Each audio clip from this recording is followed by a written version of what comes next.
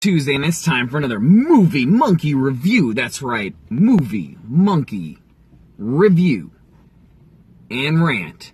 Anyways, so I saw Blade Runner 2049. That's not right. 2049. Sounds a little bit better. Anyways, so that was a thing. I am not sure if I enjoyed it. I mean, I enjoyed it, but it felt more like a museum piece, I don't know, or like an art show exhibit. Kind of like how I felt after coming out of the new Tron movie, where it was just like, whoa, that was a lot of cool stuff. And I reflect on it, and I'm like, did it really do it for me? And I can't really say that it was a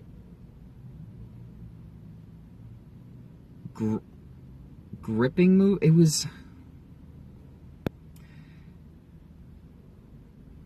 was, I want to say, long and drawn out. And it feels wrong to want to say that, because there was so many cool things that happen in it. But I didn't care about the main character. Because he was a replicant, maybe?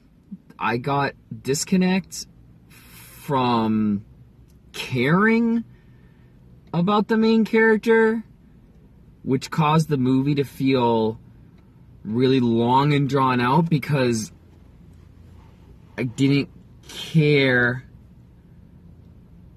about the characters who were involved in the movie. Okay? Although it has great, does great cool stuff. And is questioning existence. What makes a person human or not. It just didn't feel like a full arc. But I'm not sure. Feels weird to say. It's just like this slow movie that has amazing things, really cool scenes that get displayed in this really, I mean, maybe I gotta see it again, but this might be like the same thing when I saw THX 1138. I just was like, is this a good movie or a bad movie? I can't tell. It seems like a good movie. There's so many cool things that happen. There's so much science fiction and so much, detail. It's so cool. It's such a cool movie to look at. And then I was like, but did I like this movie? Or what the fuck? What was that? And I watched THX 1138 again, and I was like, no, I don't like this movie. I didn't like it. So is that what's happening right now with this movie, with Blade Runner 2049? Because I'm not sure if I liked it. So this is my review is I don't know. Do you like really interesting concepts about what makes something real or has a soul, or what's the difference between a machine and a replicant or an android or AI, artificial intelligence, and you want to see a movie about that, then this might do it for you. But if you want to see a movie that's high-paced or has any pacing, or you really care about the characters, I don't know if you want this, because I wouldn't want it if I was in that mood. So I'm going to go over and say, that's my review. Here goes the rant. Ranting. So, really cool scene that I really liked.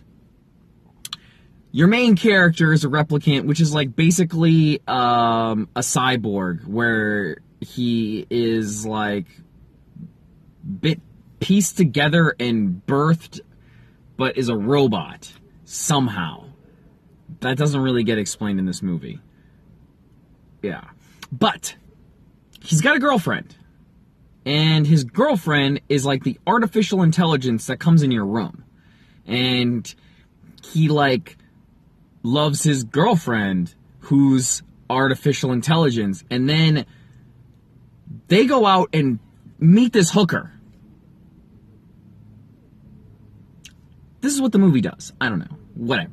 So they meet this hooker, and she, the artificial intelligence, calls the hooker, which is also a replicant, to come up to their room, and she maps her artificial intelligence, like, interface system, which is a hologram, projected hologram, magic projection hologram. I mean, there's nothing that makes any sense about her hologram after, like, anyway, so magic and hologram happens, and they like map onto each other, so their hands like are doing this like thing where they or this is like the replicant's hand, and she does this, and then like the AI hand like does one of these, and then it's like, it's cool. It's really interesting to look at, and they like sync up, get undressed, and they have sex off screen, which is kind of weird for this movie because there's sex and nakedness going on all throughout the rest of the movie, but like the sex scene of the movie, there's no sex, which I thought was a little like weird, but whatever. I didn't need to see it. Maybe it was just like way too hard to do, because I mean, this scene looked freaking awesome. It looked really cool. Like, there's like, they line up and then one will move a little bit and the AI piece won't move, or like, you have to see it. It's so bizarre. I mean, for me, I saw this movie $8, $8.50. Like, usually I see it like for $5. You see this movie bargain bin movie kind of prices? Like, this scene alone, I think, covers admission. This is one of the coolest, weirdest, put me in such a weird space of like, what the fuck, what is going on, and how is this, what is it, like, what was it about that scene that was like, so jarring? Like, this movie has so many, like, jarring scenes where flippantly killing AI things that are intelligent, and like, what is intelligence, and like, what makes a person, and like, all this weirdness about murder and death, and like, weird shit happens in this movie, and it's crazy. The sound effects, like there'll be a car like flying by, and I'll hear like, and the whole freaking theater shakes, right? Awesome stuff. Cool way to like sync up all that. But then there's like scenes where there's like all this tension building music, but like nothing happens. Like, tension building music,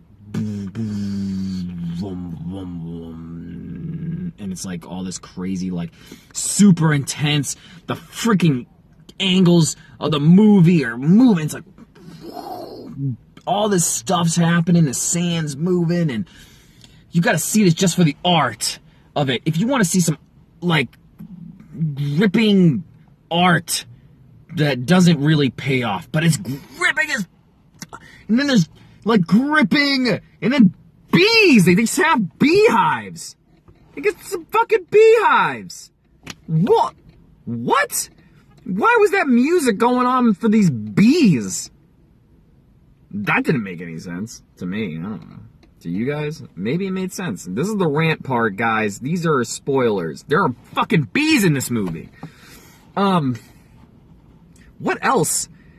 There was this really cool scene where Harrison Ford's character is trying to kill our hero, or our lead character, K, Special K, Joe for short, and he turns on this show. It's a 3D imaged show of like Elvis, and like Elton John gets in there, and there's showgirls and stuff, and it's like just flicking on and off, and the music will start and shut off, and like these lights are going on. I'm like, whoa, how did they do this? How do they make this movie? It's such a piece of art. Because I say that because it makes no sense, but damn, it looks cool. And there's all these lights, and then music would come on and it would shut off, and Harrison Ford would get punched in the face and then punches people. And I'm like, I don't know what the movie thought it was doing to us as the viewers, except giving us something really cool to look at, but gives us no context of why, like, to distract the AI guy because he runs into this place and he turns on these lights, and it's like weird in there. I don't understand how Harrison Ford thought that was a better idea than just keeping the fucking lights off. Or turning like the house lights on and being like, oh, there he is, bam, bam. No, you gotta turn on the really cool, makes no sense kind of thing going on.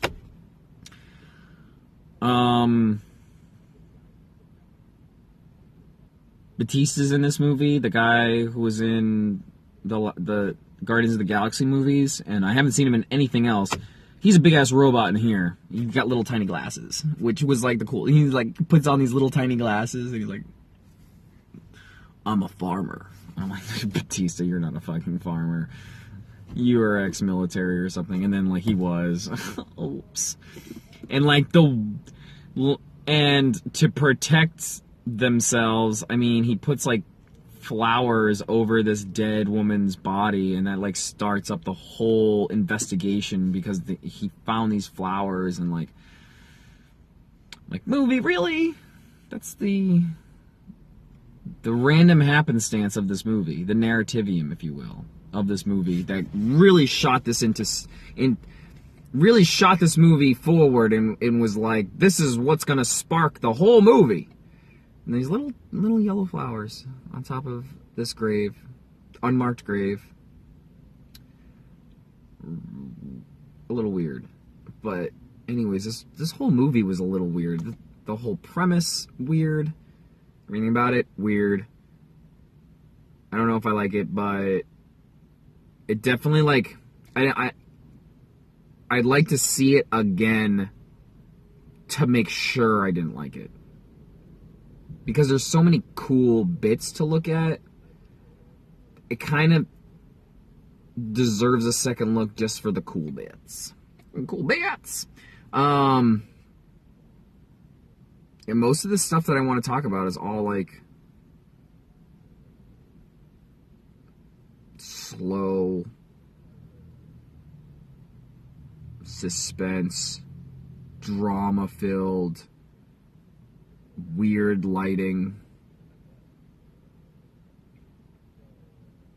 Like, there's a scene where they bring back Rachel, the AI bit, like the AI from the original Blade Runner, and you get to watch Harrison Ford deal with him looking at the woman that he loved, the AI, the replicant that he loved.